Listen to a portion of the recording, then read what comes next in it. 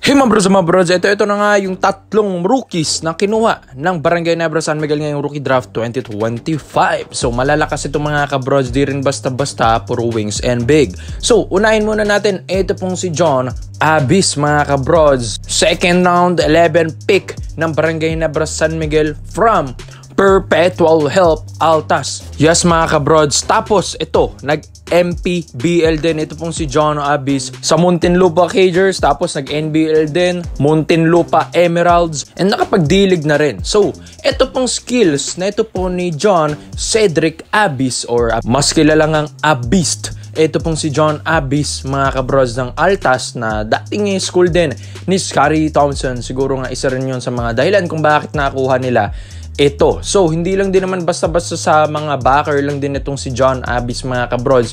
Magaling din na forward ito. Yes, halos parang shooting guard nga lang din ang laruan nito. 6'3" ang height mga kabrods. Athletic, napaka-agile din na player. Versatile na player. Tignan nyo naman, yung stroke neto, yung shooting form neto, ang ganda. Diba? Sa mga pinapakita nating clips dyan and training neto ni John Cedric Abyss. Well, makakatulong ito sa scoring game ng Barangay Ginebra San Miguel. Batang bata, 24 years old or magte-25 na rin ngayong taon.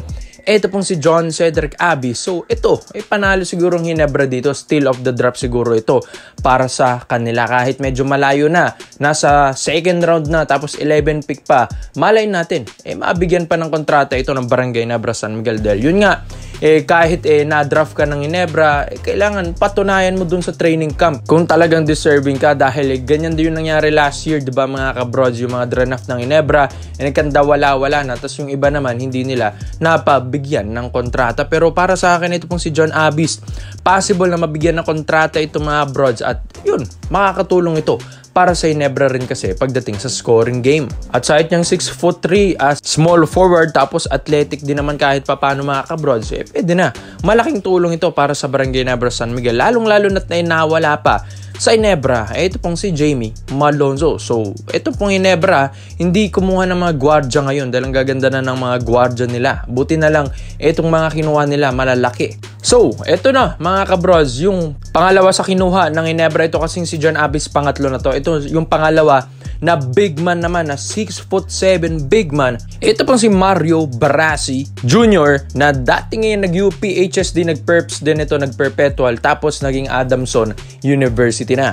So magandang pick ito para sa Barangay Ginebra San Miguel. Akala ko nga puro gwardiya na namin kukunin pero buti na lang kumuha sila ng 6'7" na makakatulong sa Barangay Ginebra Big Man Department. Buti na lang kinuha nila yung Norbert Torres din. So ito pong Barangay Ginebra San Miguel, nagpapalaki na ng lineup mga brods. Ito pong si Mario Barasi Jr. Magaling din naman na player to ng Adamson University. Maganda rin ang footwork nito sa ilalim. Medyo hindi naman ganun kabilis ang big man, pero effective din naman sa ilalim. Kumbaga parang C-stand na bigyan mo ng medyo onting mabagal na C-stand. Ito pong si Mario Barasi. Pero yung speed naman nito, yung quickness nito, yung athleticism nito, pwede pa namang ma-improve dito sa Barangay Ginebra San Miguel. Lalong-lalo na sa mga developmental coach ng barangay management mga kabros. At ito, malaking tulong ito para sa pang-ilalim. Lalong-lalo na magkakaroon na tayo ng import conference na naman sa Governor's Cup 2025. Sabi nga nila, baka nga ibang kulang ito ni Coach Tim Cone, baka hindi na naman bigyan ng minuto.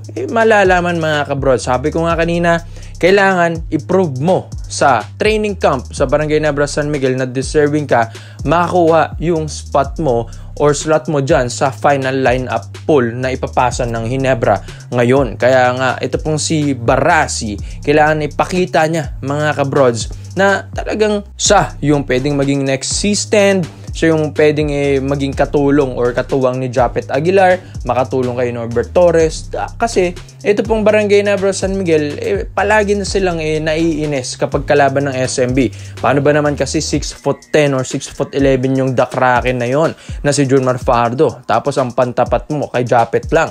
So si Japet 6'9", kailangan din ng katulong ni Japet sa ilalim. Kaya nga kinuha ng Ginebra si Norbert Torres, tapos kinuha na rin ito pong si Mario Barasi Jr. ng Adamson University.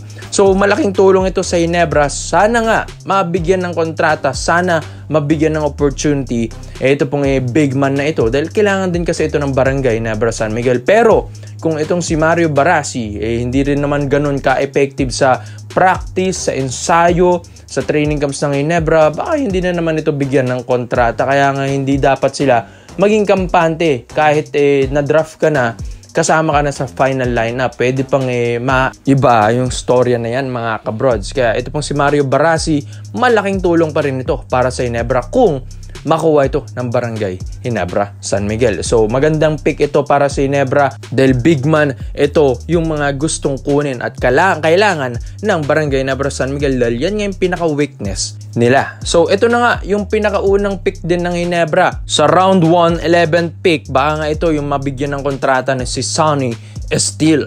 Ito mga kabrod, 6'3" na sabi nga nila, Pinoy Giannis Antetokounmpo ito. 6'3" pero grabe, halimaw sa talunan, halimaw sa vertical. Ito pong si Sonny Steele. Naglasal Green Hills NCAA Juniors, nag-binild, nag-MPBL din yung Pampanga Giant Lanterns. At neto lang dito sa Pampanga Delta Royce Hotel, dito sa Sinagliga Asia Cup, mga kabrods, nag-MVP.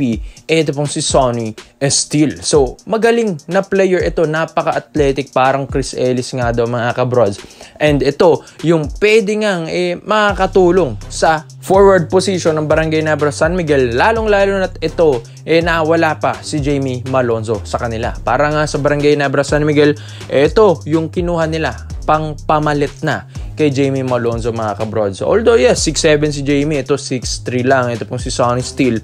Pero iba yung nagagawa ng isang Sonny Steele, mga kabrods. At isa pa, 23 years old lang, napakabata. Grabe rin yung shooting. Maganda yung shooting kung makikita nyo yung highlights niya dyan at pinapakita rin naman natin. Tapos yung kanyang athleticism, mas bonus pa yun, mga kabrods. Kaya para sa Barangay Ginebra, ito na siguro yung isa sa mga papasok sa lineup talaga, sa final lineup ng Barangay Ginebra San Miguel. Ito pong si Sonny Steele. Dahil ito nga yung parang sabi nila, steal of the draft. Dahil kahit medyo nasa 11th pick na ito, hindi na rin naman mahina. Ito pong mga 11th pick natin, mga brods. Minsan nga, dyan sa round 1, dito nawawala yung ibang career ng mga rookies na yan, di ba? Kaya nga itong si Sonny Steele, low-key lang na malakas na player na nakinuha ito ng Barangay Ginebra. So, syempre sa training camps, talagang mapapabilib sila dito. Napaka-taas tumalon. Yan din yung gusto ni Coach Tim. Kaya nga, di ba, kinuha nila si Scottie Thompson na high flyer point guard. So, ito pong si Sonny Steele, pwedeng mong gawing shooting guard tapos high flyer pa. Mas lalo na, mga kabrod, 6'3". Maganda sa depensa, malaking tulong sa opensa, and sa hustle, mga kabrods. Nag-MVP rin ito sa Pampanga. Tapos nag-champion pa siya dyan. Kaya maganda ito para sa Barangay Ginebra San Miguel. May ganito silang kalakas na player. Malaking tulong talaga ito para sa kanila. Kaya kung mga brods, ito pong tatlong rookies na ito, komento mo lang pa nyo dito, mga brods. Ang lalakas din ito Steele, Barasi, Abis, mga kabrods. Malalakas na rookies na kinuha ng Ginebra. Decente ang pick nila ngayon. Kaya salamat po sa panonood, mga brods. This is Kings Basketball. Yun lang. I'm out.